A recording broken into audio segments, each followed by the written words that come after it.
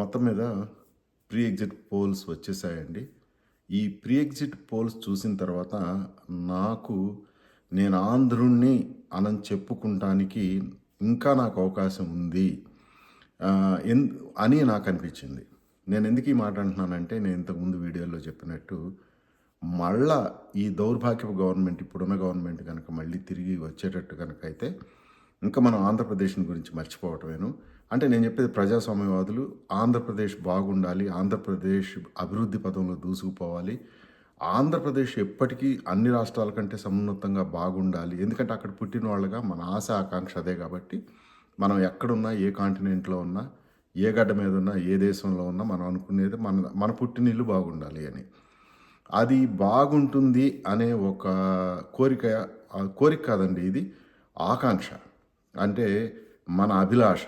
ఆ అభిలాష డెఫినెట్గా మళ్ళీ మన సజీవంగా మనతోటే ఉంటుంది, అది తిరిగి వస్తుంది అనే ఒక నమ్మకం అయితే నాకు కలిగింది. ఇవే ఫలితాలు ఎగ్జాక్ట్ పోల్స్లో కూడా, అంటే ఇంకొక 30 గంటల్లోనే ఎగ్జాక్ట్ పోల్ ఫలితాలు కూడా రాబోతున్నాయి. కాబట్టి ఆ ఫలితాల్లో కూడా అంటే ఇప్పుడు ఏ ఫలితం అయితే వచ్చిందో అవే ఫలితాలు మళ్ళీ రిపీట్ అవుతాయని, అవ్వాలని మనసా వాచా కర్మణ కోరుకుంటున్నాను.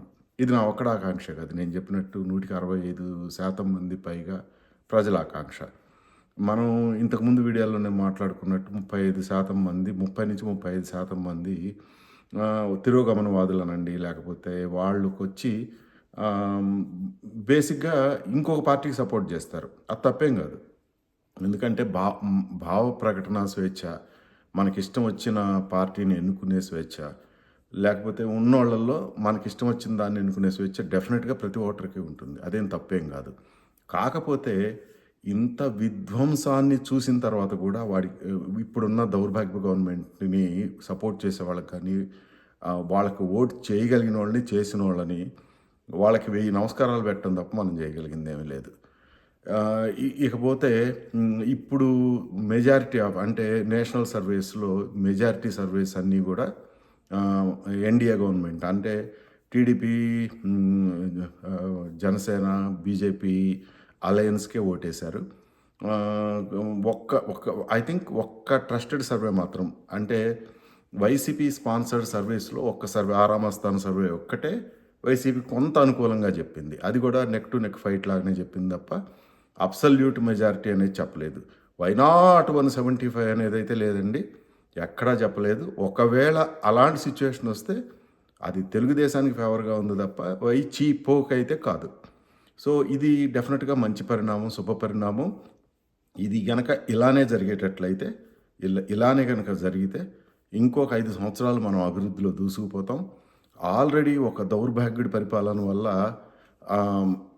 దిక్కుమొక్కు లేని ఒక ఆంధ్రప్రదేశ్ రాష్ట్రం, విభజిత ఆంధ్రప్రదేశ్ రాష్ట్రం, రాజధాని కూడా లేని రాష్ట్రం, లోటు బడ్జెట్తో ఏర్పడిన రాష్ట్రాన్ని ఇంకొక 30 సంవత్సరాలు వెనక్కి తీసుకెళ్ళిపోయాడు. చంద్రబాబు గారి దార్శనికత వల్ల మళ్ళీ మనం అభివృద్ధిలో ముందుకెళ్ళి కోలుకొని డెఫినెట్గా ఇప్పుడున్న ఈ సవాళ్ళన్నింటినీ అధిగమించి మనము ముందుకు వస్తామని, ముందుకు రావాలని, అదే జరుగుతుందని, జరగాలని మనసా వాచా కర్మణ కోరుకుంటున్నాను. జై హింద్, జై ఆంధ్రప్రదేశ్.